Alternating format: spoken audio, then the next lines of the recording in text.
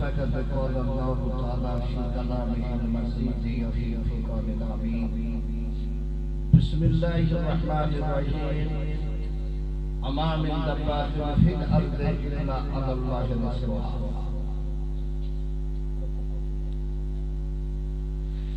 মাননীয় সম্মানীয় শ্রদ্ধেয় সভাপতি মহাসম্মানীয় উপস্থিত ওলামায়ে হাজরাত বিশেষত আগত আমাদের মুসাদ্দেদুল জামান পীরজাদা হুজুর কেবলা সম্মানীয় গ্রামের মসজিদের ইমাম সাহেব এবং মুয়াজ্জিন সাহেব মহাসম্মানীয় আমার দিনদার পরেশগার ইমানদার মুমিন মুসলমান ভাইরা ইসলাম ভাজন আমার তলিবুল ইলম ভাইরা সম্মানীয় জলসা কমিটির সকল সদস্য পর্দার আলের পর্দা নসিনা আমার আম্মা জান ও বুঝানেরা আমি নাচিস না রহি গুনাহগার এসেছি আপনাদের দোয়া নিতে মুজাদ্দেদে জামান দাদা হুজুর পীর কেবলা হযরতে আবু বকর সিদ্দিক রাহমাতুল্লাহ আলাইহি সিলসিলার খেদমতে আমারই আগে আওলাদে মুজাদ্দেদে জামান সুন্দর আলোচনা করে গেলেন বাকি আছে আখিরি দোয়া এই আখিরি দোয়া করতে এসে জানতে চাই শীতকে উপেক্ষা করে এখানে এসেছেন কার মহব্বতে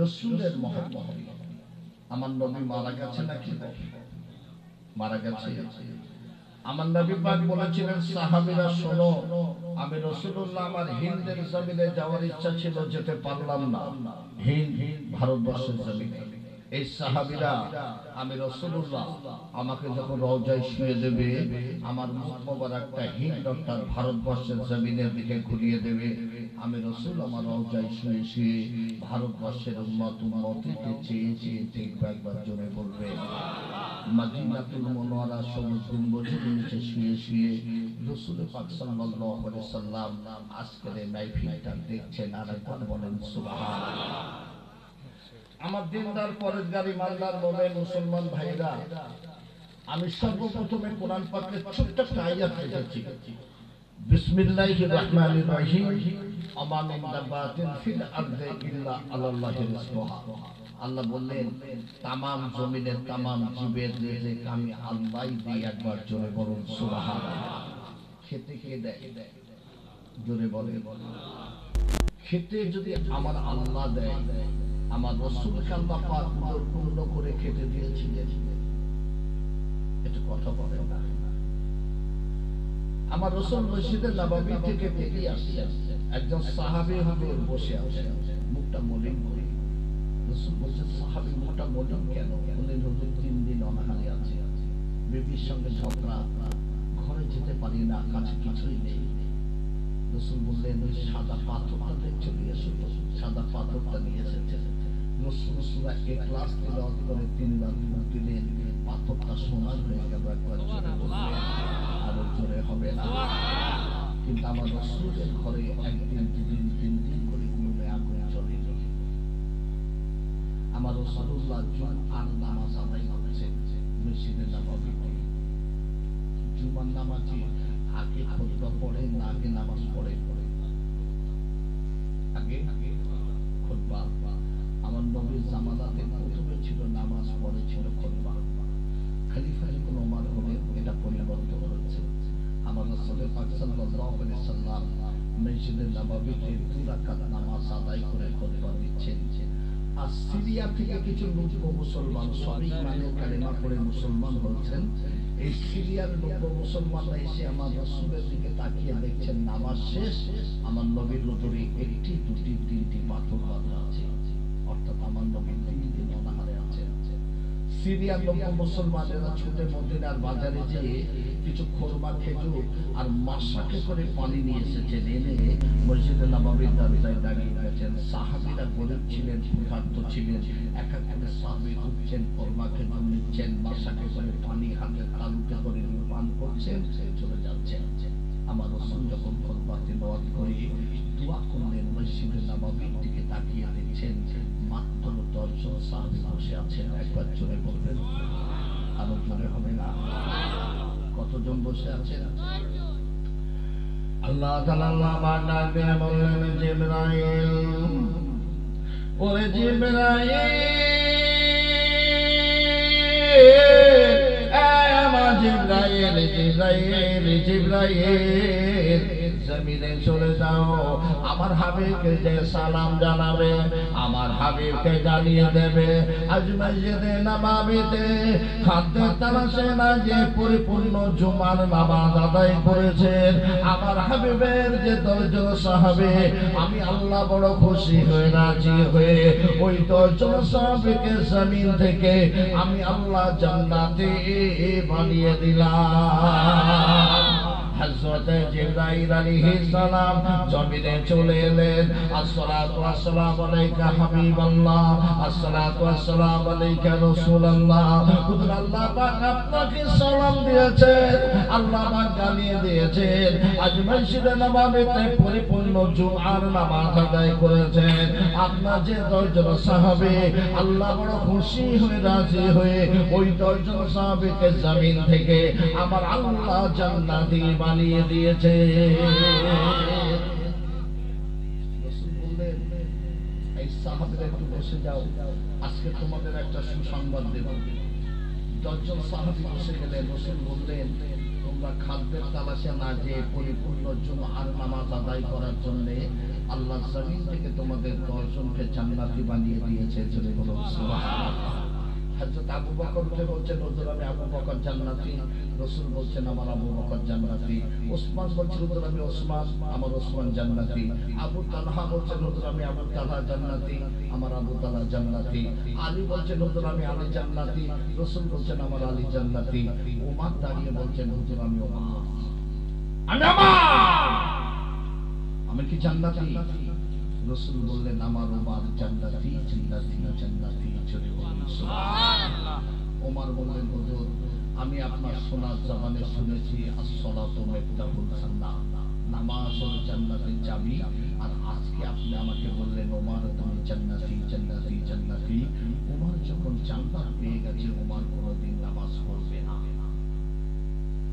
রাসূল বললেন, তুমি নামাজ পড়বে না? বলে না, আমি তো জান্নাতি, আমি নামাজ পড়বো কেন? নামাজ তো আসসালাতু মিফতাহুল জান্নাহ। রাসূল বললেন, ঠিক আছে তুমি চলে যাও। হযরত ওমর টুক টুক টুক করে নিজের ঘরে যে হাজির হলেন। রাসূল একজন সাহাবীকে ডেকে বললেন, সাহাবী ওমর তো নামাজ পড়বে না বলেছে, একটা কাজ করো, ওমরের ঘরের পিছন থেকে ছিগড়টা উঠিয়ে দাও, তাদের ঘর থেকে বাইরে বাহির না হতে পারে। একজন সাহাবী ছুটে যেয়ে ওমরের ঘরের পিছন থেকে ছিগড়টা উঠিয়ে দিয়েছেন। দেখে দেখে দেখে দেখে হযরত বেলাল আযান দেওয়া শুরু করে দিলেন। আসরের আযান, হায়ানা সালাহ, হায়ানা সালাহ, হায়ানা ফালাহ, হায়ানা ফালাহ। ওমরের কণ্ঠে যে আযানের ধ্বনি পৌঁছে গেল, নামাজ আদায় করার জন্য ওমরের চেহারা একটা জ্বালা যন্ত্রণা শুরু হয়ে গেল। ওমর দরজাখানা খুলতে যায়, ওই দরজাখানা খুলতে পারে না। হযরত ওমর থাকতে পারে না, এত জোরে ধাক্কা দিলেন নিজের ঘরে জানালায়, ওই জানালাখানা ভেঙে গেল, খুলে গেল। ওমর যখন জানালা দিয়ে বাইরে বাহির হবে, ছোট্ট কাঠ ওমরের পিঠে বিদ্ধ হয়ে গেল। চার করে রক্ত জোরে আল্লাহ জমিনে পড়ে যায়। ওমর চলছেন মসজিদে নববীর দিকে, আমার রাসূলুল্লাহ দৃষ্টি চলে যায়। আল্লাহর নবী বললেন, সাহাবীরা ওমর নামাজ পড়বে না বলেছিলেন, ওমর আসছে, ওমর আসছে। ওমরকে মসজিদে নববীতে প্রবেশ করতে দেবে না। সাহাবীরা জামাতের সঙ্গে কাতার দিয়ে দাঁড়িয়ে গেলেন। ওমর ছুটে ছুটে মসজিদে নববীর আরো নিকটবর্তী। রাসূল বললেন, সাহাবীরা ওমর কিন্তু মসজিদে নববীর আরো নিকটবর্তী, ওই মসজিদে নববীর দরজাগুলো বন্ধ করে দাও। ওমরকে থেকে দরজাগুলো বন্ধ করে দেওয়া হলো। ওমর ছুটে ছুটে মসজিদে নববীর দরজায় দাঁড়িয়ে গেলেন। ইকামত শুরু হয়ে গেল, হাইয়ালা সালাহ, হাইয়ালা সালাহ, হাইয়ালাল ফালাহ, হাইয়ালাল ফালাহ। হযরত ওমর থাকতে পারে না, এত জোরে ধাক্কা দিলেন মসজিদে নববীর দরজায়, ওই দরজাখানা ভেঙে গেল, খুলে গেল। ওমর মসজিদে নববীর মধ্যে প্রবেশ করে আল্লাহু আকবার বলে নামাজে দাঁড়িয়ে গেলেন। আল্লাহর নবী ইমামতি করলেন। আল্লাহর নবী সালাম ফিরিয়ে বললেন, ওমর তুমি নামাজ পড়বে না বলেছিলে, নামাজ পড়ার জন্য কেন তুমি হাজির হলে? ওমর কেঁদে দাঁড়াদার হয়ে যায়, ইয়া হাবিবাল্লাহ, ইয়া রাসূলুল্লাহ, আমি নামাজ পড়বো না বলেছিলাম। বিলাল যখন আযান দিলেন, আযানের ধ্বনি আমার কর্ণে পৌঁছে গেল। নামাজ আদায় করার জন্য আমার চেহারা একটা জ্বালা যন্ত্রণা শুরু হয়ে গেল। আমি দরজাখানা খুলতে যাই, পিছন থেকে ছিগড়টা জন্য দরজা খুলতে পারে নাই, এত জোরে ধাক্কা দিলাম আমার ঘরের দরজায়, জানালায় ওই জানালাখানা ভেঙে গেল, ওই জানালাখানা খুলে গেল, ওই জানালা দিয়ে যখন বাইরে বাহির হব ছোট্ট একটা কাঠ আমার পিঠে বিদ্ধ হয়ে গেল, ঝরঝর করে রক্ত ধরে আল্লাহর জমিনে পড়ে যায়। আমি ওমার ছোট ছোট মসজিদে নববীর নিকটবর্তী, আপনার দৃষ্টি চলে যায়, আপনি সাহাবীদের বললেন সাহাবীরা ওমর কিন্তু মসজিদে নববীর নিকটবর্তী, ওই মসজিদে নববীতে প্রবেশ করতে দেবে না। আমি ছোট ছোট মসজিদে নববীর আরো নিকটবর্তী, আপনি সাহাবীদের পুনরায় বললেন সাহাবীরা ওমর মসজিদে নববীর আরো নিকটবর্তী, ওই মসজিদে নববীর দরজাগুলো বন্ধ করে দাও। আমাকে দিকে দরজাগুলো বন্ধ করা হলো, আমি ছোট ছোট দরজার সম্মুখে দাঁড়িয়ে গেলাম, ইকামা শুরু হয়ে গেল। হুজুর আমি থাকতে পারি না, এত জোরে ধাক্কা দিলাম মসজিদে নববীর দরজাটা ভেঙে গেল। আমি আর মসজিদে নববীর মধ্যে প্রবেশ করে আল্লাহু আকবার বলে যেই না নামাজে দাঁড়িয়ে গেলাম, সঙ্গে সঙ্গে আমার তামাম চেহারা ওই জ্বালা যন্ত্রণা নিবারণ হয়ে গেল। পুকুর থেকে মাছ ওঠা, মাছগুলো ছটফট করে পুকুরে আবার পানিতে যাওয়ার জন্য। প্রকৃত যারা মুমিন মুসলমান হবে, যখন আযানের ধ্বনি হাইয়ালাস সালাহ হাইয়ালাল ফালাহ কর্ণে আসবে, মাছের মতো ছটফট করবে মসজিদে গমন করার জন্য। এরাই হলো মুসলমান। জি জি, ওমরের পিঠে ছোট কাঠটা বিদ্ধ হয়ে আছে, সাহাবীরা টানছেন বার করবে। ওমর বলছে আমার বড় কষ্ট হচ্ছে, লাগছে, আমার কাঠটাকে বার করো না। রাসূল বললেন সাহাবীরা একটা কাজ করো, ওমর যখন মাগরিবের নামাজে দাঁড়াবে, ওমরের পিছনের কাতারে যিনি দাঁড়াবে, ওমর যেই আল্লাহু আকবার বলে নামাজে দাঁড়িয়ে যাবে, কাঠটাকে টান দেবে। সাহাবীরা সেটাই করলেন। ওমর নামাজেরত কাঠটাকে টান দিলেন, কাঠটা বেরিয়ে গেল। ওমর বুঝতে পারলেন না, চলে বলুন সুবহানাল্লাহ। আল্লাহ পাক বললেন ওমা খালাকতু জিন্না ওয়াল ইনসা ইল্লা লিয়াবুদুন, জিন আর ইনসানকে সৃষ্টি করেছি শুধু আমার ইবাদত করার জন্য। আর এই শ্রেষ্ঠ ইবাদতের নাম হলো নামাজ। এই নামাজটা জি জি, আজ আমি আপনাদের বোঝানোর জন্য বলে যাব, আমার রাসূল পাক সাল্লাল্লাহু আলাইহি সাল্লাম মসজিদে নববীর একটা মেম্বারে কদম রেখে বললেন আমিন, আর একটা মেম্বারে কদম রেখে বললেন আমিন, আর একটা মেম্বারে কদম রেখে বললেন আমিন। সাহাবীরা বললেন হুজুর এমন তো কোনোদিন দেখিনি, আপনি তিনবার আমিন আমিন আমিন কেন বললেন? রাসূল বললেন সাহাবীরা শোনো, আমি রাসূল যখন প্রথম কদম রেখেছি, জিবরাইল আমাকে সালাম দিয়ে বললেন ইয়া হাবিবাল্লাহ ইয়া রাসূলুল্লাহ, আল্লাহ আপনাকে সালাম দিয়েছেন, আর আল্লাহ পাক জানিয়ে দিয়েছেন আপনার উম্মতেরা জীবনে রমজান মাস পেল, অথচ রমজান মাসের ইবাদত বান্দেগি করে তাদের জীবনের গুনাহগুলো maaf করে নিতে পারল না। আল্লাহ বলেছে তারা ধ্বংস হয়ে যাক। আমি রাসূলুল্লাহ বলেছি আমিন। রোজা রাখতে হবে না? হবে না?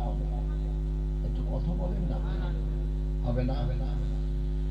নামাজ পড়তে হবে, রোজা রাখতে হবে, মুসলমান বানতে হবে। জি জি, ইয়া আইয়ুহাল্লাযীনা আমানু কুতিবা আলাইকুমুস সিয়াম কামা কুতিবা আলাল লাযীনা মিন ক্বাবলিকুম লাআল্লাকুম তাত্তাকুন। আল্লাহ বলেন ইমানদার মোমেনা, আমি আল্লাহ তোমাদের উপরে রোজাকে ফরজ করেছি যেমন অন্যান্য নবীর উম্মতের উপরে রোজাকে ফরজ করেছিলাম। জোরে বলুন সুবহানাল্লাহ। কটা রোজা রাখে?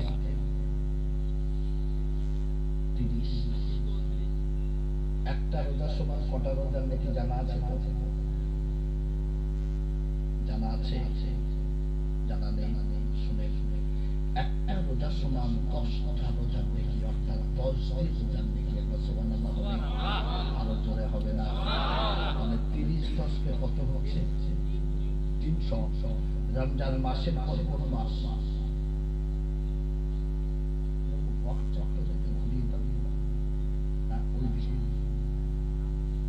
রমজানের পর কোন মাস?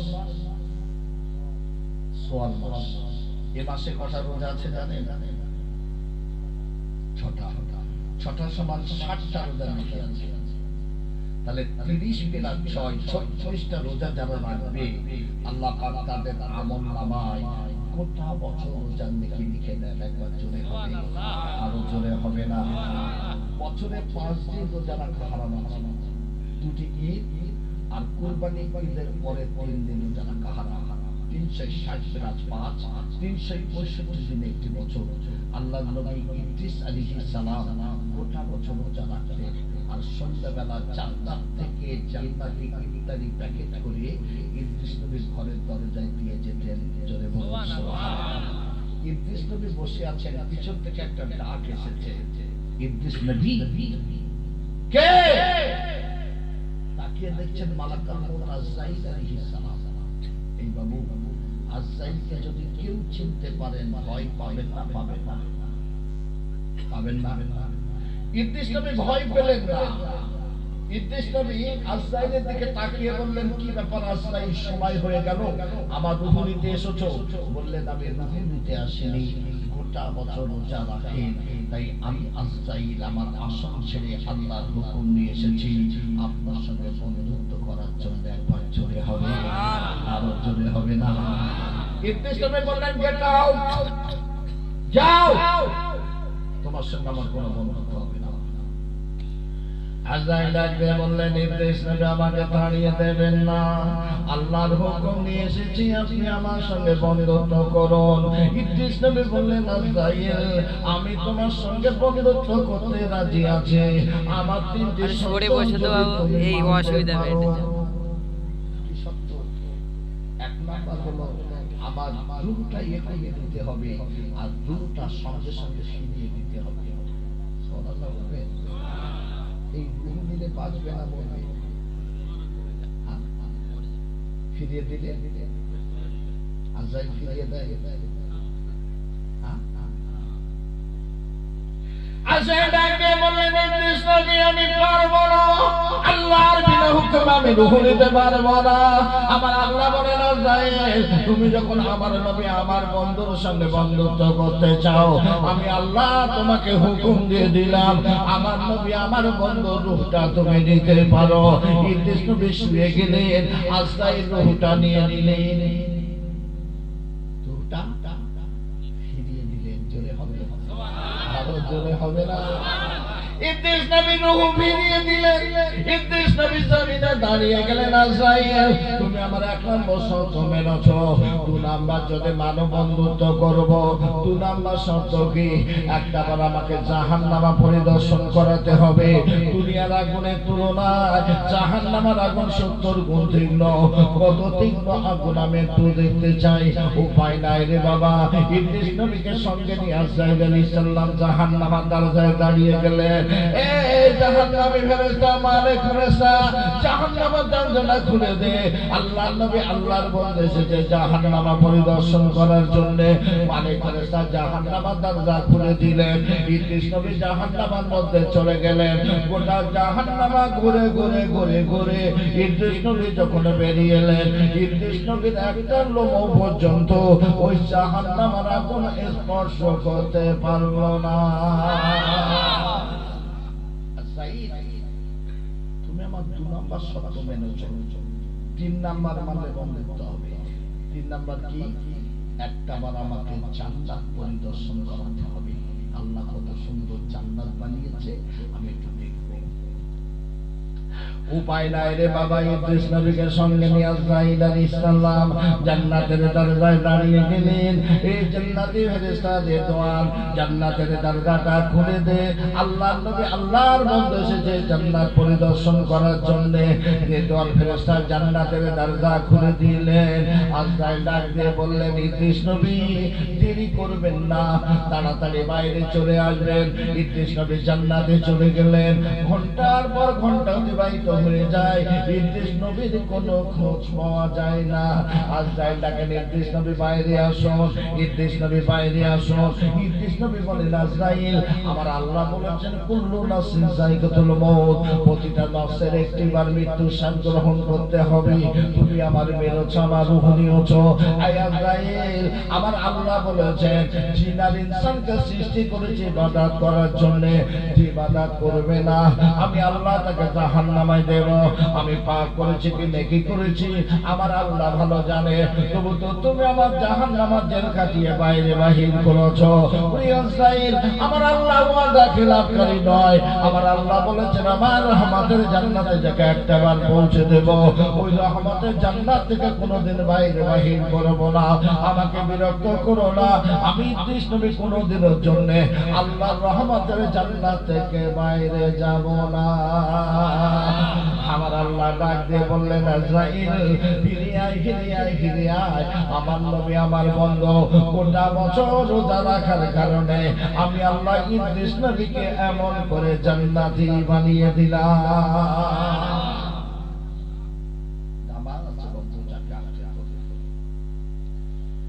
ইমানটাকে মজবুত করুন। আখিরি জামানাতে ৭৩টা দল হবে। ৭৩টা দলের মধ্যে ৭২টা দল জাহান্নামী হবে। একটা দল জান্নাতি হবে। ওই দলটা হলো আহলে সুন্নাত ওয়াল জামায়াত, যে দলটা আপনার আমার দল মুসাফিরদের জামাত দাদা হুজুর কিবলার দল। জোরে সুবহানাল্লাহ। আর জোরে হবে না। রাসূল বলছেন তোমরা দুটো জিনিসের জামিনদার হও, দুটো জিনিসকে হেফাজত করো। আমি রাসূল তোমাদের জন্য জান্নাতের জামিনদার হব।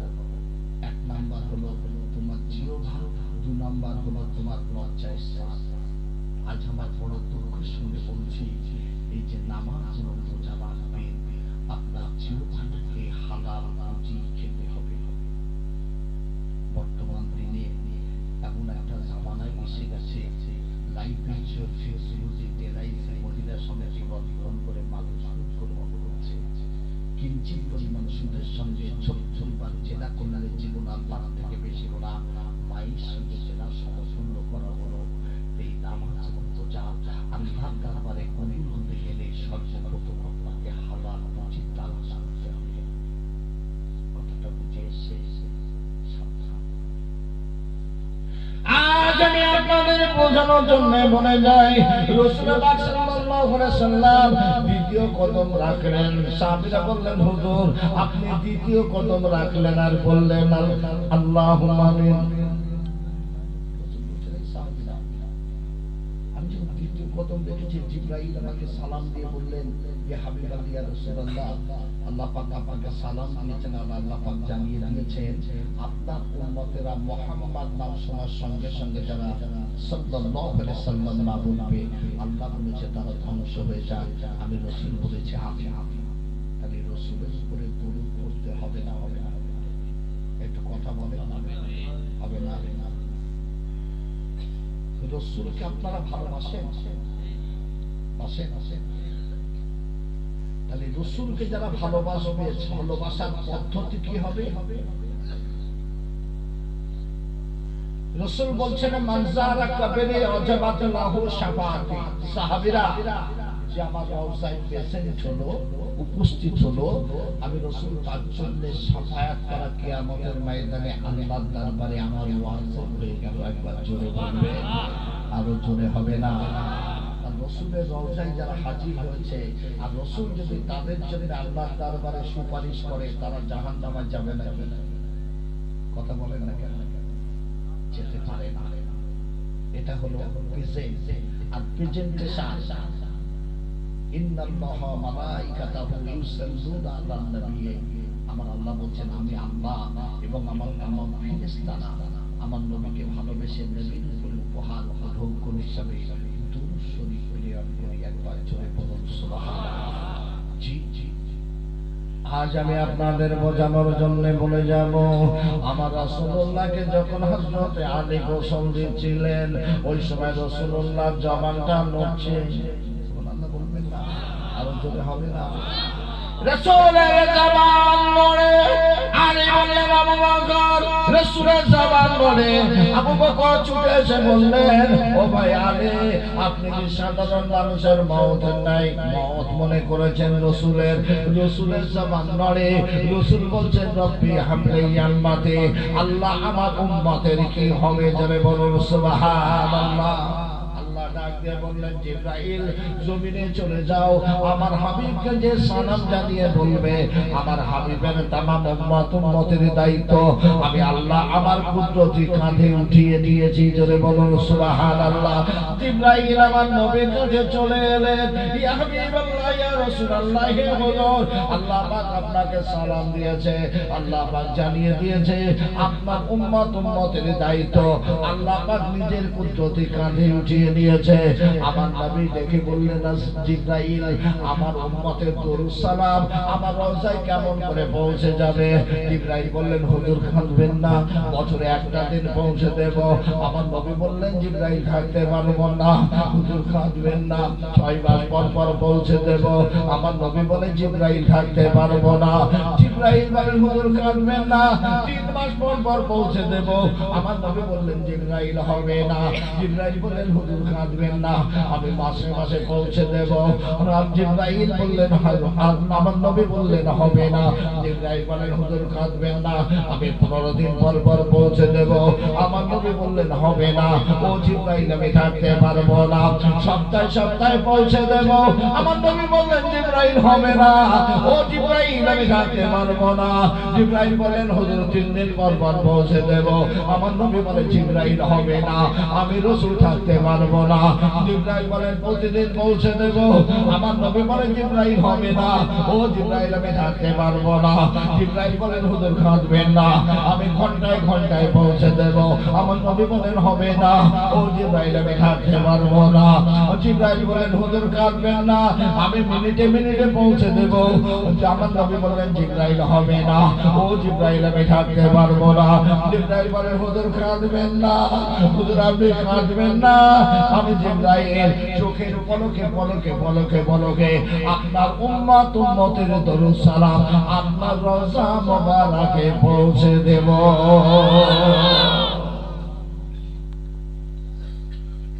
দরুদ পড়তে হবে না আব্দুর রহমান রাহমাতুল্লাহ আলাইহি নাম শুনেছেন আপনারা শুনেছেন আল্লাহর ওলি দিনে 6 বার দরুদ পড়তেন শুনে শুনে আল্লাহ পাক কত বড় দান দিয়েছেন 6 বার দরুদ পড়তেন আব্দুর রহমান রাহমাতুল্লাহ আলাইহি আর আমলনামায় 6 লক্ষ দরুদের নেকি লেখা জোরে হবে আরো জোরে হবে না কিন্তু আব্দুর রহমান এত গরীব হজ পাকে যাওয়ার পয়সা নাই 4 জন সঙ্গীকে নিলেন পায়ে হেঁটে কোপা শহরের উপর দিয়ে যাচ্ছে হজ পাকে লব্বাইক আল্লাহুম্মা লব্বাইক লব্বাইক লা শারীকা লাক লব্বাইক ইন্নাল হামদা নি'মাতা লাক লা শারীকা লাক যেতে যেতে যেতে যেতে রাত হয়ে গেছে একটা তাবু পেরে দিয়েছেন 4 জন আর আব্দুর রহমান 5 জন সবাই ঘুমিয়ে গেছে 4 জন স্বপ্ন দেখছেন এই কাফেলার দলেরা তোমাদের মধ্যে যে আব্দুর রহমান আছে না গো খবরদার আব্দুর রহমানকে মদিনাতুল মুনাওয়ারাতে নিয়ে আসবে না একই স্বপ্ন 4 জন দেখলেন 4 জন আর ঘুম ভেঙে গেছে আব্দুর রহমান ঘুমাচ্ছিলেন আব্দুর রহমান ডাকলে ওঠো ওঠো তোমাকে মদিনাতে নিয়ে যাবে এই 4 জন ভেবে নিয়েছে আব্দুর রহমান নিশ্চয়ই কোনো খারাপ ব্যক্তি আমরা একই স্বপ্নে 4 জন দেখলাম কেন আব্দুর রহমানকে তাকিয়ে দিলেন আশিকে নবী আশিকে রাসূল পাগল হয়ে গেলেন বাবা চলতে শুরু করে দিলেন রাত চলে যায় দিন চলে যায় রাত চলে যায় দিন চলে যায় আব্দুর রহমান আর ছুটতে পারে না বাবা মরুভূমির বালুকণায় পড়ে বেহুশ হয়ে গেলেন আব্দুর রহমান দেখতে পেলেন মাথার কাছে কে দাঁড়িয়ে আছে অন্য কেউ নয় রে বাবা আমার রাসূলুল্লাহ হাজির হয়ে গেলেন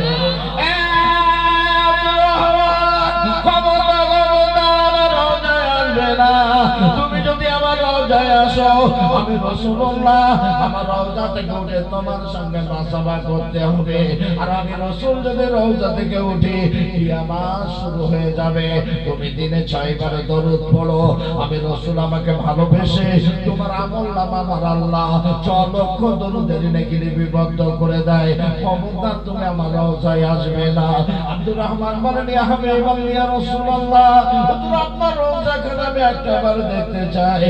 রাসূল বললেন আব্দুর রহমান রে, আমার রওজাখানা যদি দেখতে চাও ওই পাহাড়ের উপরে চলে যাও, আমার রওজা দেখতে পাবে। আব্দুর রহমানের ঘুমটা ভেঙে গেল। আব্দুর রহমান ছুটতে শুরু করে দিলেন। ছুটে ছুটে ছুটে ছুটে রাত চলে যায়, দিন চলে যায়। পাহাড়ের উপরে উঠে আমার নবীর সবুজ গম্বুজটা যেই না দেখতে পেলেন, আসসালাতু ওয়াসসালামু আলাইকা হাবিবাল্লাহ, আসসালাতু ওয়াসসালামু আলাইকা রাসূলুল্লাহ বলে যেই না সালাম দিলেন, আমার রাসূলুল্লাহ নিজের রওজায় শুয়ে শুয়ে হাত দুটো লম্বা করে আব্দুর রহমান রাহমাতুল্লাহর সঙ্গে মুসাফা করেছিলেন।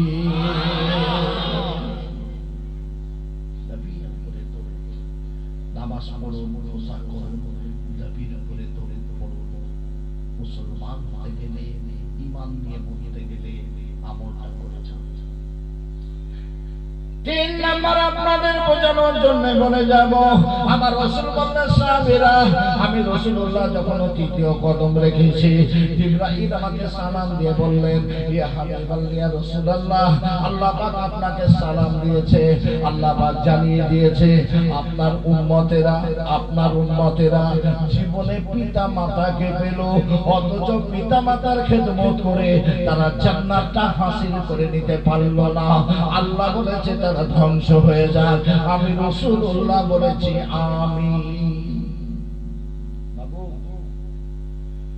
সন্তানের সঙ্গে পিতা মাতার ভালোবাসা মহব্বত বেড়েছে না কমেছে? একটু কথা রাগ করছেন নাকি? আপনাদের অসুবিধা হচ্ছে? অসুবিধা হচ্ছে বাবু? বেড়েছে না কমেছে সেটা বলেন। কমেনি? এর কারণ কি? মুরব্বী মানুষ এখানে কিছু আছে। আজকাল দিনে একটা ছেলে বিয়ে দিতে গেলে যখন মেয়ে দেখতে যাওয়া হতো, বলা হতো যে রক্ত বংশটা দেখিস ভালো কিনা। কথা ঠিক না ভুল বললাম? আর এখন বলা হচ্ছে মেয়ের বাপের টাকা আছে কিনা। কথা ঠিক না ভুল বললাম? জি, এই 15 টাকার বউ ঘরে নিয়ে এসেছো, তার গর্ভে যে সন্তান হবে ওই সন্তান ভালো হবে তোমরা ভাবছো কি করে? আর এই তোমার ভাব দেবে।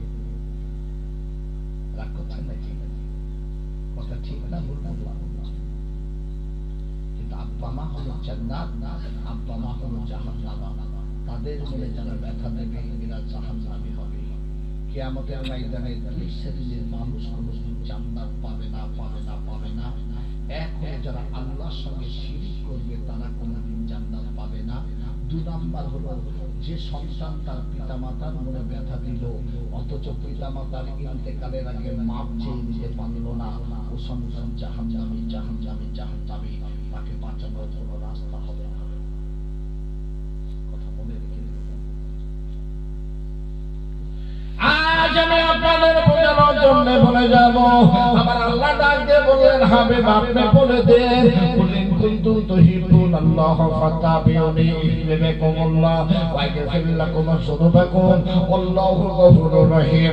হাবিব আপনি বলে দেন, আমি আল্লাহ আমাকে যারা ভালোবাসতে চায় তারা যেন আপনাকে ভালোবাসে, আপনার ইত্তেবা করে অনুসারী হয়ে যায়। তবে আমি আল্লাহ তাদের ভালোবাসবো, শুধু তাই নয়, তাদের জীবনের গুনাহগুলো আমি আল্লাহ মাফ করে দেব। জোরে বলো আল্লাহ কাকে ভালোবাসতে বলবেন? কাকে? বুঝতে পারেন? হাবিব আপনি বলে দিন, আমি আল্লাহ আমাকে যারা ভালোবাসতে চাই তারা যেন আপনাকে ভালোবাসে। জোরে বলবেন না? তাহলে আল্লাহ কাকে ভালোবাসতে বলবেন? রাসূলকে। একদল সাহাবী দাঁড়িয়ে গেলেন, সাহাবীরা বলছেন হুজুর আল্লাহ পাক আপনাকে ভালোবাসতে বলেছেন, তবে আপনি বলুন আল্লাহর পর কাকে ভালোবাসবো? রাসূল বললেন সাহাবীরা আল্লাহর পরে যদি তোমরা ভালোবাসতে চাও, আমি রাসূল তোমাদের বলে দিলাম তোমার মাকে ভালোবাসবে। জোরে হবে? আরো জোরে হবে না? সাহাবীরা বললেন হুজুর তারপর কাকে ভালোবাসবো? তারপর তোমার মাকে ভালোবাসবে। তারপর কাকে? তারপর তোমার মাকে। তারপর কাকে? তারপর তোমার আব্বা জানকে।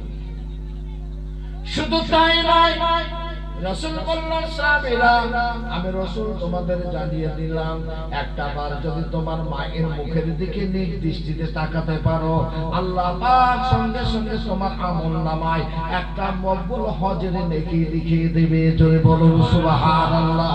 সাহাবীরা বললেন হুজুর আমার মায়ের মুখের দিকে যদি আমি 10 বার তাকাই রাসূল বললেন 10টা মকবুল হজের নেকি লেখা হবে।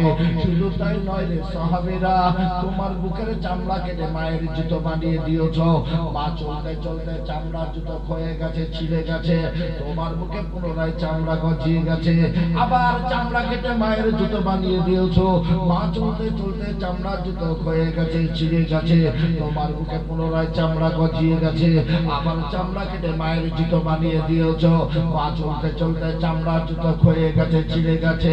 তামাম জিন্দেগি যদি এমন করতে থাকো এই আমার সাহাবীরা তোমার মায়ের একটা ফোঁটা দুধের হক আদায় করতে পারবে না। জোরে বলবেন না।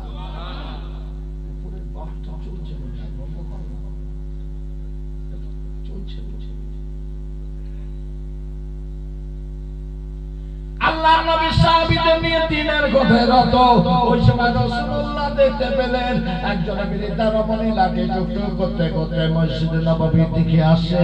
রাসূলের দৃষ্টি চলে যায়, রাসূলুল্লাহ ছুটে চলে গেলেন, বাবা নিজের মাথার পাগড়িখানা খুললেন, মরুভূমির বালুকণায় বিছিয়ে দিয়ে ওই বৃদ্ধা রমণীকে বসিয়ে দিলেন। সাহাবীরা দাঁড়িয়ে গেলেন। আল্লাহর নবীর মাথার পাগড়ি মোবারকের উপরে দুনিয়ার কোন নারী বসতে পারে আমাদের জানা ছিল না। রাসূলুল্লাহ বৃদ্ধা রমণীকে বসিয়ে দিয়ে কিছু আলোচনা করে বিদায় নিলেন। সাহাবীরা বললেন হুজুর আপনার মাথার পাগড়ি মোবারকের উপরে দুনিয়ার কোন নারী বসতে পারে আমাদের জানা ছিল না। ওই বৃদ্ধা রমণীকে বলেন না রাসূলকে জানাজার হয়ে যায়। এই সাহাবীরা 6 বছর বয়স আমার মাকে আমি হারিয়েছি, আমি মা মা বলে ডাকতে পারি না। এই সাহাবীরা ওই বৃদ্ধা রমণীকে কি তোমরা চেনো না? উনি অন্য কেউ নয়, উনি হলেন আমার আম্মা জান দুধমা হালিমা তো সাদিয়া।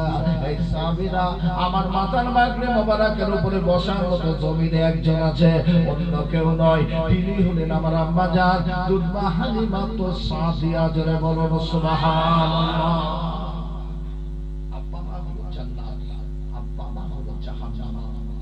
একটা সুইচ মারলে যত দ্রুত গতিতে টিউবলাইট জ্বলে যায়, আব্বা মায়ের দোয়া তত দ্রুত গতিতে আল্লাহর দরবারে কবুল হয়ে যায়। একবার জোরে বলুন সুবহানাল্লাহ। বাবু আল্লাহর ওলি জুরাইজের নাম শুনেছেন? শুনেছেন? শুনেন? আল্লাহর ওলি জুরাইজ, আল্লাহর ওলিরা জঙ্গলে ইবাদত করতেন না? করতেন না? করতেন না? আল্লাহর ওলি জুরাইজ জঙ্গলের মধ্যে ঝুপড়ি ঘরে ইবাদত করে, ফজরের নামাজ আদায় করে জোহরের জোয়ালা পর্যন্ত 2 রাকাত নামাজ পড়েন, এক খতম কোরআন তেলাওয়াত করেন। জোরে বলুন সুবহানাল্লাহ। হঠাৎ করে মাঝে জুরাইজের ঘরের দরজায় দাঁড়িয়ে গেছেন আল্লাহর ওলি জুরাইজ রাহমাতুল্লাহর দরজায়। ওকা আমি তোর মা এসেছি দরজা খোল। আল্লাহর ওলি জুরাইজ রাকাতে 15 পারা কোরআন পড়ে, দরজা খুলতে পারে না, কথাও বলতে পারে না। জি মা বহু সময় দাঁড়িয়ে থাকছে, খোকা দরজা খোল, আমি তোর মা এসেছি দরজা খোল, কিন্তু দরজা খুলতে পারে না। নামাজে বহু সময় পর মা বললেন আমি চলে যাচ্ছি খোকা, অচিরে তোর চেহারায় জিনা ব্যভিচারী কলঙ্ক লেগে যাবে, আমি তোর মা বলে গেলাম। মা চলে গেলেন। ঠিক 9 মাস পরে গেছে, একটা কুমারী নারী একটা সন্তান প্রসব করেছেন। 1 ঘন্টা গ্রামের মানুষ ঘিরে ধরে বললেন তোমার স্বামী নেই, তুমি সন্তান প্রসব করলে, এই সন্তানের পিতার নাম বলো। এক বাক্যে বলে দিলেন আমি জঙ্গলে গেছিলাম বকরি চড়াতে, ওই যে ঝুপড়ি ঘরে আল্লাহ করে জুরাইজ আমাকে ডেকে নিয়ে ঝুপড়ি ঘরে নিয়ে আমার সঙ্গে দৈহিক সম্পর্কে মিলিত হয়, আমি গর্ভবতী হয়ে যাই, এই যে সন্তান প্রসব করেছে সন্তানের পিতার নাম জুরাইজ। হাজার হাজার মানুষ আল্লাহর ওলি জুরাইজের মাটির ঘরটা ভেঙে চূর্ণ বিচূর্ণ করে বাদশার দরবারে নিয়ে এলেন। বাদশা বললেন আপনি আল্লাহর ওলি মনে করি এত নিকৃষ্টতম একটা কাজ আপনি কেমন করে করলেন? মনে পড়ে গেছে মা বলেছিল খোকা দরজা খুললি না, অচিরে তোর চেহারায় জেনা ব্যভিচারী কলঙ্ক লেগে যাবে। বলেন বাদশা আমি সব বলবো, একটু অন্য মায়ের কাছে যেতে দিন, আমার হাতে বাঁধন দিন, শরীরে সামান্য সঙ্গে দিন, আমি পালিয়ে যাব না। হাতে বাঁধন দেওয়া হলো, সৈন্য সামান্ত দিয়ে মায়ের কাছে পাঠানো হলো। ও মামা, ও মামা শোনো না মা, যেদিন তুমি আমার ঘরে দরজায় যে দেখেছিলে কোকা দরজা খোল, ও মা আমি নামাজে রত ছিলাম, ইবাদতে রত ছিলাম, ও মা আমি দরজা খানা খুলতে পারে না, ও মা তোমার সঙ্গে কথা বলতে পারে নাই। বহু সময় দাঁড়িয়ে দাঁড়িয়ে অপেক্ষা করে করে যখন চলে এসেছিলে মা, তুমি বলেছিলে খোকা অচিরে তোর চেহারায় জেনাবা বিচারের কলঙ্ক লেগে যাবে। দুনিয়ার মানুষ ওই জেনার অপবাদ দিয়ে আজ আমার বাদশার দরবারে নিয়ে এসেছে, ও আমার জন্য দোয়া করো, এই জেনার অপবাদ থেকে আল্লাহ যেন আমাকে নাজাত করে দেয়।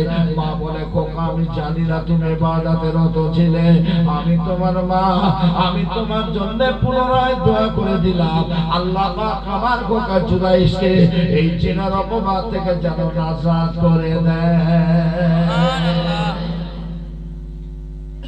বাদশাহ দরবারে এসেছে,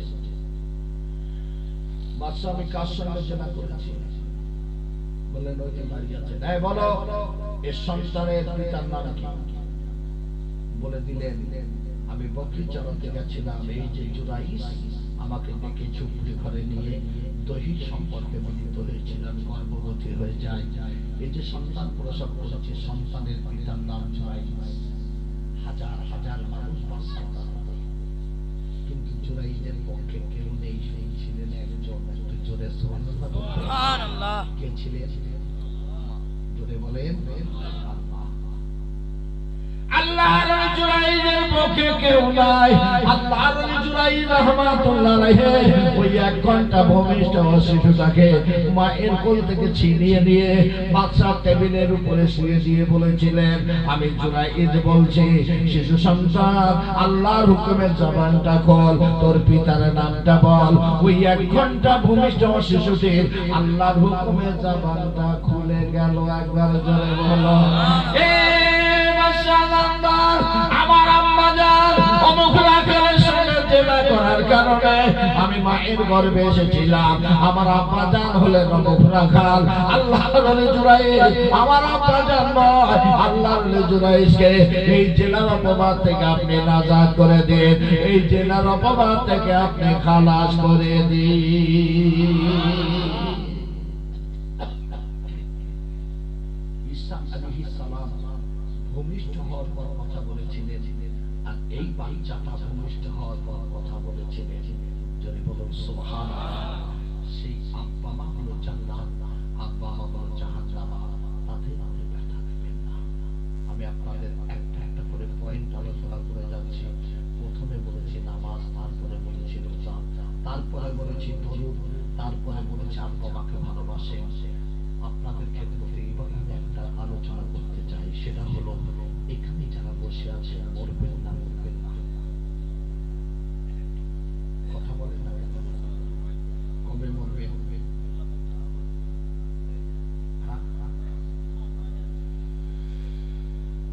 আমার বাড়ি একটা 3 তলা বাড়ি করেছেন, আমার বাড়ি বড় অহংকার।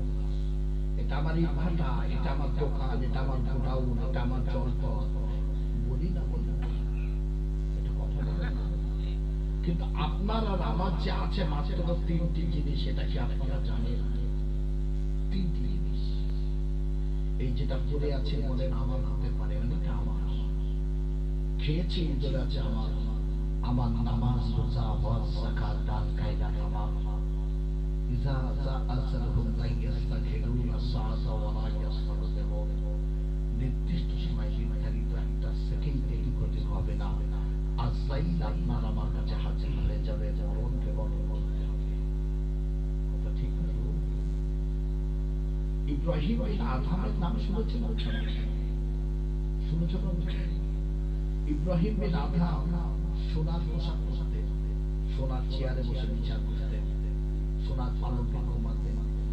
ইব্রাহিম বিন আদহাম পালকের বাদশা ছিলেন, তিনি রাজদরবারে বসে আছেন। হঠাৎ করে রাজদরবারে একজন পাগল বেশের মানুষ প্রবেশ করেছেন। ইব্রাহিম বিন আদহাম ডাক করে নাই, কে কে?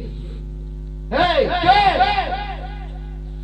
বলছে হুজুর আমি মুসাফির। এখানে কেন? এটা মুসাফির খানা নয়। বলছে তুমি পাগল আছো নাকি? দেখতে পাচ্ছ না এটা বালকের বাদশা ইব্রাহিম বিন আদমের রাজদরবার। ভুল হয়ে গেছে, মনে করেছিলাম এটা মুসাফির খানা, একটা রাত এখানে অতিবাহিত করবো, সকাল হলে চলে যাব। আপনি বলছেন এটা বালকের বাদশা ইব্রাহিম বিন আদমের রাজদরবার, আমি চলে যাচ্ছি। চলে যাচ্ছে আবার ডেকেছে, এদিকে এসো, এদিকে এসো। হুজুর কেন, কি হবে? কোথায় বাড়ি? নাম বলো। ধীরে ধীরে ইব্রাহিম বিন আদমের কাছে এসে কানে কানে বলছেন, ইব্রাহিম ভাই আমাকে চিনতে পারছো না? আমি হলাম খিজির আলাইহিস সালাম। জোরে বলবেন একবার, আরো জোরে হবে না? যেই বলেছেন আমি হলাম খিজির, ইব্রাহিম বিন আদম অবাক হয়ে গেছেন, সঙ্গে সঙ্গে কদম জড়িয়ে ধরেছেন, আমার মাফ করে দিন, আমি চিনতে পারিনি। বসতে বসতে বললেন, হুজুর আমাকে একটা নসিহত শোনান। নসিহত বোঝেন তো? নসিহত কি? নসিহত শুনবে, শোনো। আমি খিজির 1000 বছর আগে একটা শহরের উপর দিয়ে যাচ্ছিলাম। একজন পথিককে ডেকে বললাম, এই বাবু এই পথিকের বয়স, এই শহরের বয়স কত? বললেন আমি জানি না, আমার বাপ দাদাও জানে না। ঠিক তার 1000 বছর পরে সেই রাস্তা দিয়ে যাচ্ছি, দেখছি সেটা নদী। নদী, মৎস্যজীবীরা মাছ ধরছে। আমি দেখে বললাম, এই নদীর বয়স কত বাবু? বললেন আমি জানি না, আমার বাপ দাদাও জানে না। তার 1000 বছর পরে যাচ্ছি, দেখছি সেখানে নদী নয়, মরুভূমি, আলু আলু। প্রত্যেককে দেখে বললাম, এই মরুভূমির বয়স কত? বললেন আমি জানি না, আমার বাপ দাদাও জানে না। তার 1000 বছর পরে যাচ্ছি, দেখছি সেটা জঙ্গল, কাঠুরিয়া কাঠ কাটছে। এ ভাই কাঠুরিয়া, এই জঙ্গলের বয়স কত? বললেন আমি জানি না, আমার বাপ দাদাও জানে না। তার 1000 বছর পরে যাচ্ছি, দেখছি নতুন শহর করে গেছে। কি বোঝালেন? বোঝালেন ইব্রাহিম বিন আদম আমার রাজদরবার বলে অহংকার করবে না। এই রাজদরবার একদিন নদী হবে, একদিন মরুভূমি হবে, একদিন জঙ্গল হবে, আবার পুনরায় শহর করে যাবে। আমার রাজদরবার বলে অহংকার করবে না। আজকে দুনিয়ার জমিনে আল্লাহ যাদের টাকা দিল, আল্লাহ যাদের সম্পদ দিল, আল্লাহ যাদের মান সম্মান ইজ্জত দিল, অহংকারে ফেটে পড়ছে। অহংকার, এরা কোনোদিন জান্নাত পাবে না। আজ আমি আপনাদের বোঝানোর জন্য বলবো, আমার আল্লাহ যখন কোরআন পাকের মধ্যে বললেন কুল্লু নাফসিন যায়কাতুল মাউত, আমার রাসূলুল্লাহ মাদার আয়েশাকে ছোট্ট কোরআনের আয়াতটা শোনালেন। প্রতিটা নফসের মৃত্যুর স্বাদ গ্রহণ করতে হবে। এই আয়াতটা শ্রবণ করার সঙ্গে সঙ্গে আমাদের আয়েশা ঝরঝর করে কাঁদছে। রাসূল বলছেন, কাঁদছো কেন আয়েশা? বলেন হুজুর আপনাকেও মৃত্যুর স্বাদ গ্রহণ করতে হবে।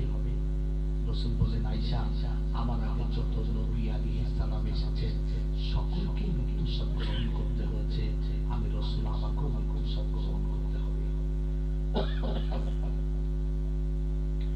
আমাকে ডাক দিয়ে বললেন, ইয়া হাবিবাল্লাহ, ইয়া রাসূলুল্লাহ, হুজুর একটা কথা জিজ্ঞাসা করব। কি কথা? বিবি আয়েশা, মানুষ যখন মারা যায় তার ছেলে কাঁদে, তার মেয়ে কাঁদে, তার বিবি কাঁদে, ওই বান্দা দেখতে পায় না, শুনতে পায়। রাসূল বললেন, আয়েশা রে, ও বান্দা সব দেখতে পায়, ও বান্দা সব শুনতে পায়। জোরে বলবেন না? আমরা বলছি মারা যাচ্ছে, লাশ শোয়ানো আছে, কে আসছে, কে কি বলছে, কে কি করছে, ও বান্দা সব দেখতে পায়, সব শুনতে পায়। ইমাম গাজ্জালী কিতাবের মধ্যে লিখছেন, আমার রাসূল বলেছেন। আম্মা জান আয়েশা বললেন, হুজুর আমাকে তারপর বলুন।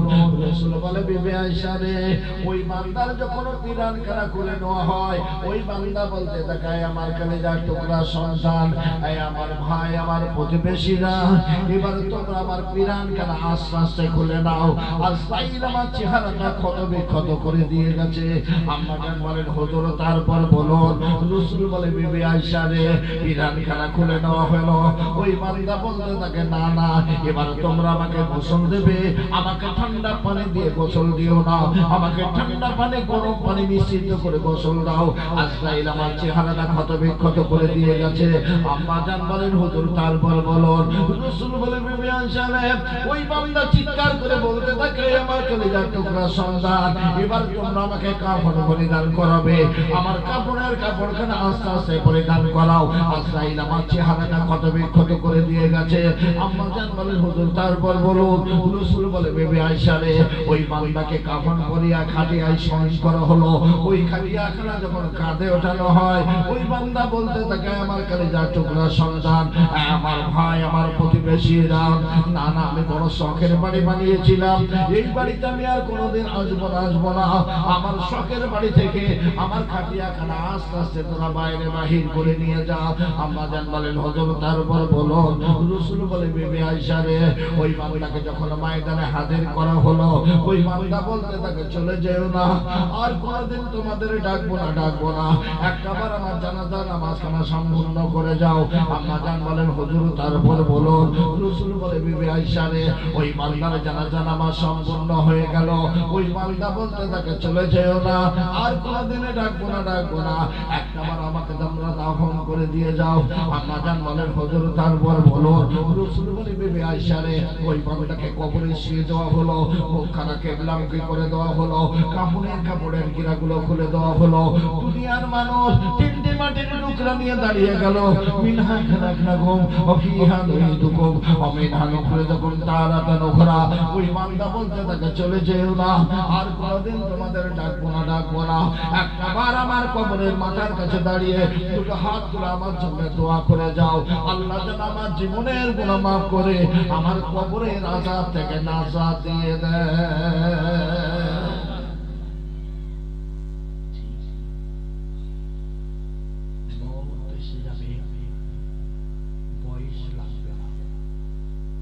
এসেছি বেড়াতে, চলে যেতে হবে।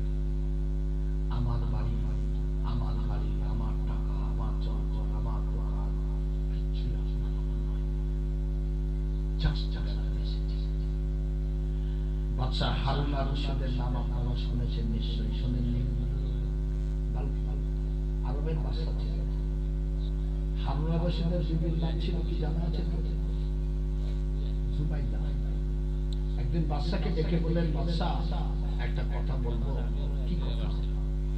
কথা হলো আমি আপনার বিবি দাসীরা রান্না করে, আমরা বসে ভক্ষণ করি, আপনি একটা দিন বাজার করেন, আমি নিজে রান্না করবো।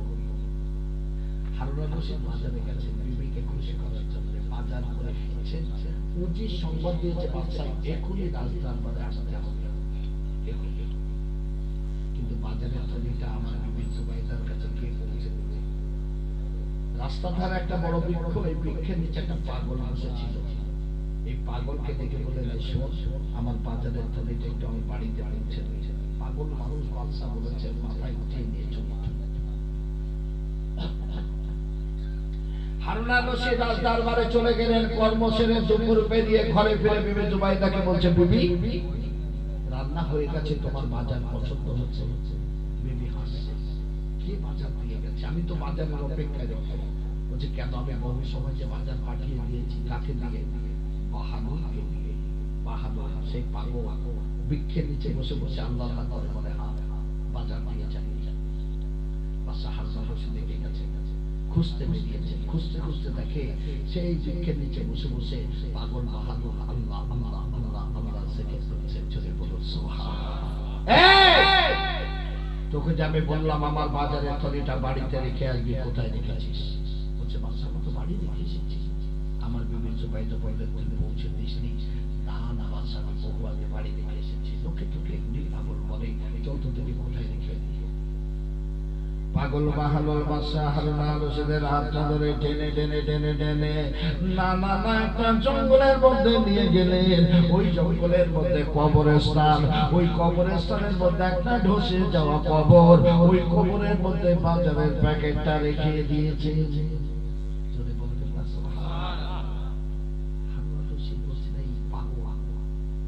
সত্যি পাগল বলে, পাগল কোথায় দেখেছিস? বলছে বাচ্চাটা কথা বলবো। কি কথা? ও বাদশা হারুন আর রশিদ, এই যে বাড়ি ঘরগুলো দেখছেন, একতলা, দোতলা, তিনতলা, চারতলা, এগুলো হলো মুসাফিরখানা। আমরা কেউ 20, 30, 40 বছর বেড়াতে এসেছি, আর বেড়াতে এসে স্মৃতি হিসাবে কিছু ক্রয় করব, নামাজ পড়ব, রোজা করব, হজ করব, যাকাত দেব, দান খায়রাত করব, বাড়ি ফিরে আসব। বাড়িটার নাম হলো কবর, কবর, কবর।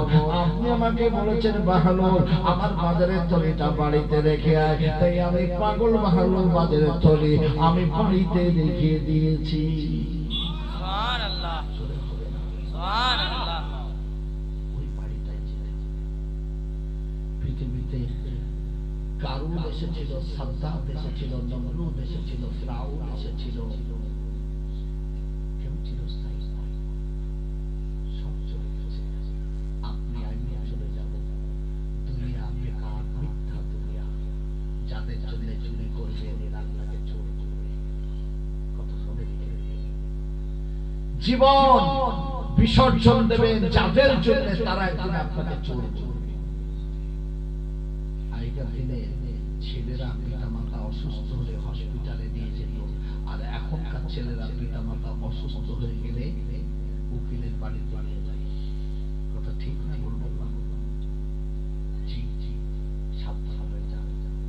নামাজ পড়ুন, রোজা করুন, আল্লাহর ইবাদত করুন, মওতের কথা স্মরণ করুন, কবরের কঠিন আযাব কেউ ভাগ নেবে না। আল্লাহকে ভয় করুন। ইয়া আইয়ুহাল্লাযীনা আমানু তাকুল্লাহা হাক্কা তুকাতিহি ওয়া লা তামুতুন্না ইল্লা ওয়া আনতুম মুসলিমুন। ঈমানদারগণের আমি আল্লাহ, আমাকে ভয় কর, ভয় করার মতো কর। মুসলমান না হলে তোরা মরিস না। আজকে যারা এখানে এসেছেন প্রত্যেকের কাছে অনুরোধ করে বলে যাব, আল্লাহকে ভয় করো। কেন? কেন? মুসা নবী আল্লাহকে ডেকে বলেছিলেন, আল্লাহ তুমি ঘুমাও না, তুমি ঘুমাও না। আল্লাহ বলেছিলেন, মুসা একটা কাজ করো, 2 গ্লাস পানি হাতে তালুতে নিয়ে রাতের অন্ধকারে দাঁড়াও। মুসা নবী দাঁড়িয়ে আছেন, মুসা নবীর ঘুম পেয়ে গেছে, জমিনে পড়ে গেছে, কাঁচের গ্লাস ভেঙে চূর্ণ বিচূর্ণ। আল্লাহ বলছে, মুসা কি হলো? বলছে, আল্লাহ ঘুম পেয়েছে। আল্লাহ বললেন, মুসা যেমন কাঁচের গ্লাস ভেঙে চূর্ণ বিচূর্ণ হয়ে গেল, আমি আল্লাহ যদি ঘুমাই গোটা পৃথিবীটা ভেঙে চূর্ণ বিচূর্ণ হয়ে যাবে। চলে বলুন সুবহানাল্লাহ। তাহলে দুনিয়ার মানুষ সূর্যের আলোতে অন্যায় করে না, রাত যত গভীর হয়ে যায় অন্যায় কাজে লিপ্ত হয়। দুনিয়ার মানুষ দেখতে পায় না, কিন্তু আমার আল্লাহ কিন্তু দেখতে পায়। সেই আল্লাহকে ভয় করুন, নামাজ পড়ুন, রোজা করুন, আল্লাহর ইবাদত করুন, সুদ ঘুষ মদ জিনা ব্যভিচার থেকে নিজেদের হেফাজত করুন, মা বোনদের পর্দায় রাখুন, ছেলেদের আলেম বানান। কেননা একটা করে নারীর জন্য 4 জন করে পুরুষ জাহান্নামী হবে। একটা করে নারী বেপর্দায় করার কারণে 4 জন করে পুরুষ জাহান্নামী হবে। এক হবে প্রথমে তার পিতা, তারপরে হবে তার বড় ভাই, তারপরে হবে তার স্বামী, তারপরে হবে তার বড় ছেলে। একটা নারীর জন্য 4 জন করে পুরুষ জাহান্নামী হবে। তাই মা বোনদের বলবো, মা বোনেরা আল্লাহকে ভয় করুন, আল্লাহকে ভয় করুন। জি জি, আমি আপনাদের কাছে বারবার বলে যাচ্ছি, আল্লাহকে ভয় করুন, পর্দার মধ্যে চলুন, ফাতেমার মতো জীবন গঠন করুন, রাবিয়া বসরির মতো জীবন গঠন করুন। কেননা রাবিয়া আল্লাহর কাছে যখনই হাত তুলেছেন, আল্লাহ সঙ্গে সঙ্গে সেটাকে কবুল করে নিয়েছে। যদি বলুন একবার সুবহানাল্লাহ। কেননা মানুষ কাবায় যায়, কত কষ্ট করে। রাবিয়া বসরি কাবাতে যাচ্ছেন, রাবিয়া বসরি বিশ্বের নাম শুনেছেন আপনারা, কাবায় যাচ্ছেন, একটা গাধার পিঠে করে রাবিয়া কাবায় যাচ্ছেন। গাধা লাব্বাইক আল্লাহুম্মা লাব্বাইক, লাব্বাইক লা শারীকা লাক লাব্বাইক, ইন্নাল হামদা নি'মাতা লাক ওয়াল মুলক। রাবিয়ার গাধাটা পড়ে গেছে, রাবিয়াও জমিনে পড়ে গেছে, গাধা মারা গেছে, গাধা মারা গেছে। রাবিয়া সঙ্গে সঙ্গে উঁচু করে 2 রাকাত নফল নামাজ পড়ে সেজদায় যে বলছে, আল্লাহ আমার গাধাকে যদি তুমি জীবিত করে না দাও, আমি রাবিয়া তোমার কাবায় যাব না, আমি রাবিয়া তোমার কাবায় যাব না। রাবিয়া সেজদায় পড়ে কাঁদছে, এমন সময় গায়েবে আওয়াজ এলো, এই রাবিয়া আমার কাবায় তোমাকে আসতে হবে না, সেজদা থেকে মাথা তোলো, আমার কাবা রাবিয়ার সামনে হাজির হয়ে গেছে। একবার চলে রাবিয়া বসে সেজদা থেকে মাথা তুলে দেখছে কাবা রাবিয়ার সামনে এসে দাঁড়িয়ে আছে। চলে বলুন সুবহানাল্লাহ। ইবাদত করছিলেন, ইবাদত করছিলেন। কোন নারী নবী হয়নি, কিন্তু প্রতিটা নবী নারীর গর্ভে এসেছিলেন। চলে বলুন সুবহানাল্লাহ। তাই মা বোনদের ইজ্জত সম্মান মর্যাদা অনেক বেশি। মা বোনেরা পর্দায় চলুন, আপনাদের কাছে অনুরোধ করে গেলাম। একজন মহিলা নাম বলেনি, গোপন তার ছেলে নানি মা আব্বা জন্য মাগফিরাতের জন্য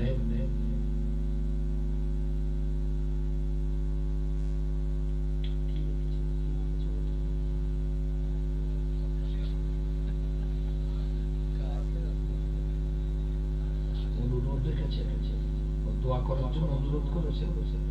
আচ্ছা ঠিক আছে, ছেলে নানি মা আব্বা সকলকে আল্লাহ তাদের জীবনের গুনাহ মাফ করে কবর আযাব থেকে নাজাত দিয়ে যেন জান্নাতি বানিয়ে দেয়। জোরে বলুন আল্লাহুম্মা আমিন। একজন আম্মা জান আজকে তাবারুকের যতটা চাল লেগেছে সব দিয়েছেন, তারা বাবা চলে গেছেন। সকলে দোয়া করি আল্লাহ যেন আব্বা মার জীবনের ছোট বড় গুনাহ থেকে মাফ করে কবর আযাব থেকে নাজাত দিয়ে জান্নাতি বানিয়ে দেয়। বলুন আল্লাহুম্মা আমিন। যাই হোক, আমি গুনাহগার, লম্বা চড়া নসিহত নয়, সামান্য 1.5 ঘন্টার মতো হতে গেল আলোচনা রেখেছি। বক্তব্য থেকে বিদায় দেব, তাবারুক আছে গ্রহণ করে যাবেন। সকলে বিসমিল্লাহর সঙ্গে সূরা ফাতিহা, সূরা ইখলাস কয়েকবার দরুদ শরীফ তেলাওয়াত করুন।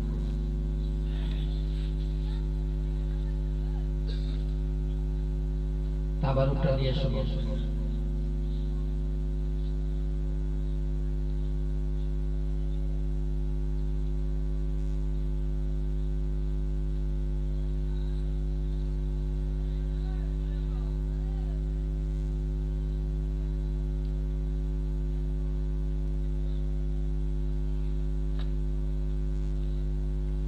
যারা বাইরে আছে প্যান্ডেলে প্রবেশ করুন। তাবারুক হতে গেলে বাইরে তাবারুক দেওয়া হবে না, ভিতরে চলে আসে। কমিটির বাবুরা তোমরা তাবারুকটা নিয়ে আসো।